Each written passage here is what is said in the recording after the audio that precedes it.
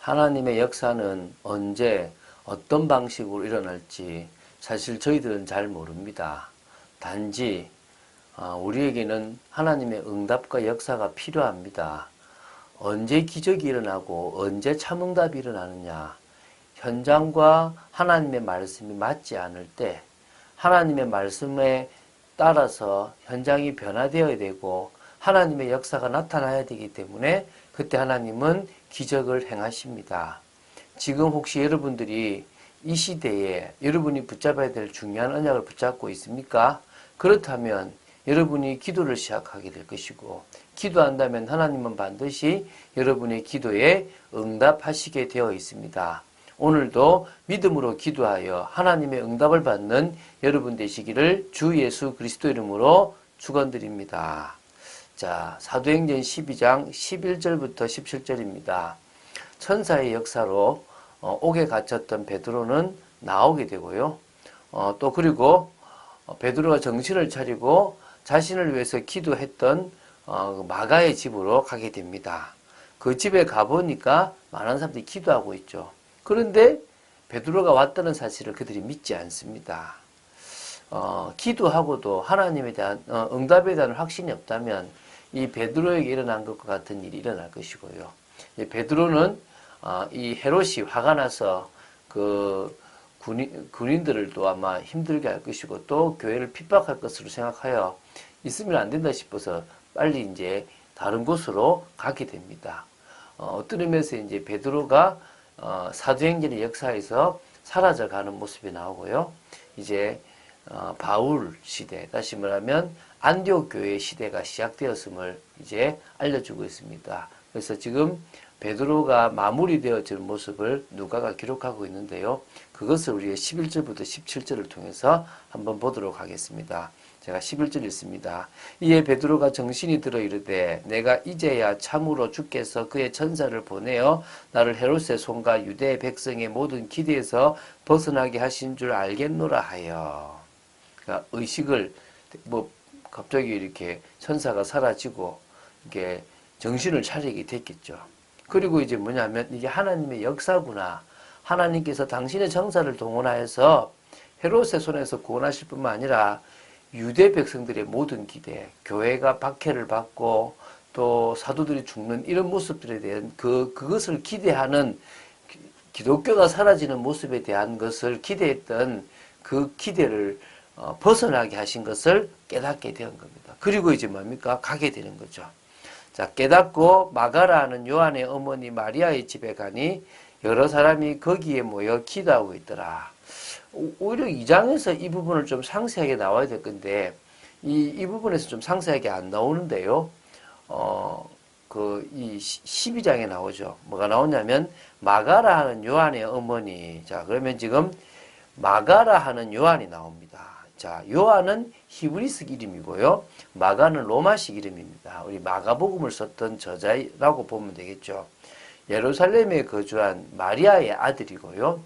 마가 다락방, 그 초대교회가 일어났던 그 역사의 집 사람의 아들이라고 보시면 됩니다. 베드로가 그를 아들이라는 표현을 써요. 사실은 일찍 아버지가 죽었거든요. 그래서 베드로를 통하여 훈련을 받고 교육을 받았다 보니까 베드로를 잘 도왔고요. 또 베드로의 통역자 역할을 감당했던 사람이 마가라고 합니다. 그러다 보니까 이 베드로가 마가를 아들이라고 이렇게 베드로전서 5장 13절에 불렀습니다. 그리고 그 어머니 마리아는 과부입니다. 남편이 빨리 죽었으니까요. 꽤 부유하여서 그녀의 집에 다락방이 많은 사람들, 특히 성도들이 모여서 집회도 하고 성찬식도 하고 또 그리고 뭡니까? 이 교회로서 활용될 수 있었던 곳으로 보시면 되겠습니다. 그래서 이 집이 바로 귀한 축복의 집이었고 베드로가 옥에 갇혔을 때 긴급하게 전 성도가 기도하기 참 좋았던 곳으로 보면 되겠죠. 베드로가 대문을 두드린데 로데라 하는 여자아이가 영접하러 나왔다가 베드로의 음성인 줄 알고 기뻐하여 문을 미처 열지 못하고 달려 들어가 말하되 베드로가 대문 밖에 섰더라 하니. 자, 베드로가 이제 마침 마가의 집에 와서 두드립니다. 로데라는 여종이 있었는데요. 아이인데요. 얼마나 이렇게 거기서 문을 잘 열어주고 베드로가 자주 왔는지 베드로의 음성만 듣고도 베드로인지를 알았다는 것입니다. 너무 기뻐가지고 미처 문을 열어줄지도 못해가지고 흥분해서 안으로 들어가서 베드로가 왔다는 것을 알리게 된 거죠. 근데 베드로 서 있는 거죠. 그들이 말하되 내가 미쳤다 하나 여자아이는 힘써 말하되 참말이라 하니 그들이 말하되 그러면 그의 천사라 하더라. 이제 이 간절히 기도했던 그들이요.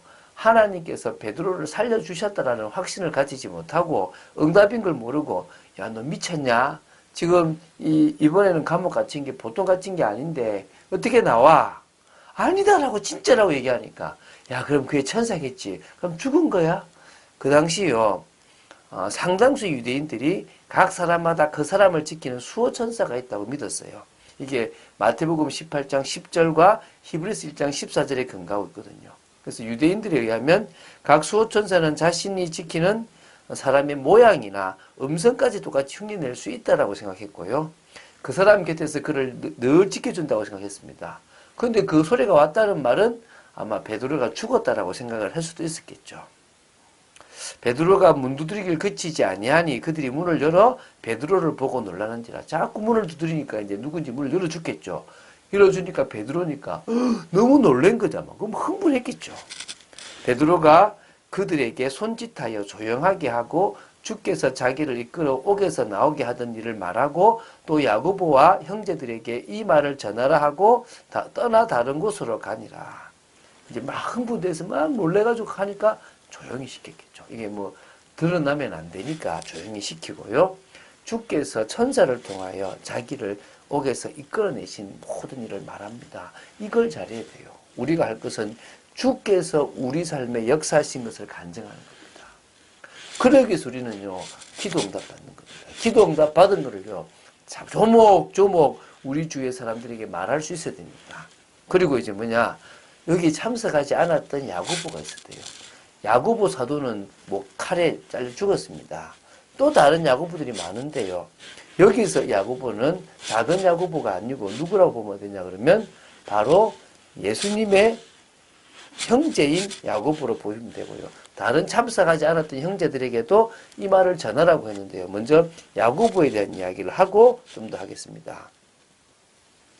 그 당시에 예수님 당시에는 야고보가 예수님을 믿지 않았습니다. 그러나 예수님이 부활하신 이후에는 이 야고보가요, 그것을 목격하고, 성령을 통해서 빠르게 영적 지도자로 성숙해 갔던 것 같습니다. 그래서, 이 교회의 지도자로 인정을 받았고요. 야고보서를 기록하면서요, 예수 그리스도의 종이라고 자신을 고백하고요, AD 61년까지 그때 죽기까지 예루살렘 교회를 이끄는 지도자로 활동을 했다고 보면 됩니다. 근데 그와 다른 사람들이 부탁하고, 다른 곳으로 갔다 이 말입니다. 왜 갔겠습니까? 이유는 간단합니다. 헤롯이 죽이려고 했는데 없잖아요. 그러니까 이제 혈안이 돼서 막 그 군인들에게도 핍박을 하겠지만 막 교회를 뒤집어서 찾고 이럴 거기 때문에 빨리 살아주는 것이 교회의 위기이기 때문에 사라졌습니다. 이게 이제 사도행전의 역사의 뒤안길을 사라지는 거죠. 다른 갈라디아서에 보면 한 1, 2년 뒤에 안디옥 교회에 나타났다고 이렇게 알 수 있고요. 2장 11절에. 그리고 예루살렘 공의회가 열리는 때에 맞추어서 예루살렘으로 돌아왔다는 기록이 사도행전 15장에 있습니다. 그러나 이 이후에 베드로의 기록은 없습니다. 로마에서 사역하다가 거꾸로 십자가를 지고 죽었다라는 이 유대 그 전설로는 내려옵니다. 자, 이제 베드로의 시대가 끝이 나고 이제 사울의 시대, 바나바와 사울을 통하여 안디옥 교회의 시대, 선교의 시대가 나타납니다.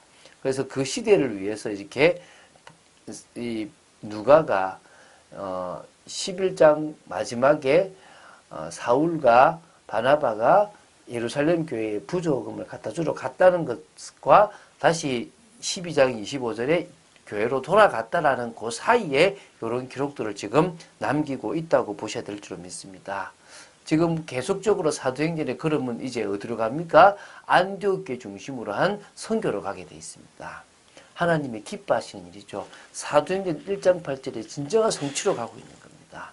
우리도 그 걸음을 걸어가면 될 줄로 믿습니다. 그러기 위해서 우리는 자꾸 뭐 뺍니까? 하나님의 뜻대로 사는 인생이 되면 됩니다. 이익에 속아서 살아가는 인생이 아니라 하나님의 뜻대로 살아가는 인생, 그 하나님이 기뻐하시는 인생이 되면 됩니다. 그걸 놓고 기도하십시오. 그것을 방해하는 세력을 끊기 위해서 기도하시기 바랍니다. 그렇다면 하나님은 역사하실 것입니다. 매번 아브라함이 자신의 신앙을 점검하며 이삭을 바치는 믿음의 사람으로 갔던 것처럼 우리 역시도 신앙을 점검하며 정말 생명 걸고 하나님의 뜻과 계획을 이룰 수 있는 사람으로 서야 될 줄로 믿습니다. 하나님은 아십니다. 하나님은 우리를 책임지십니다. 믿음으로 나간 여러분 되시기를 주 예수 그리스도 이름으로 축원드립니다. 주는 그리스도시요 살아계신 하나님의 아들이심을 고백합니다.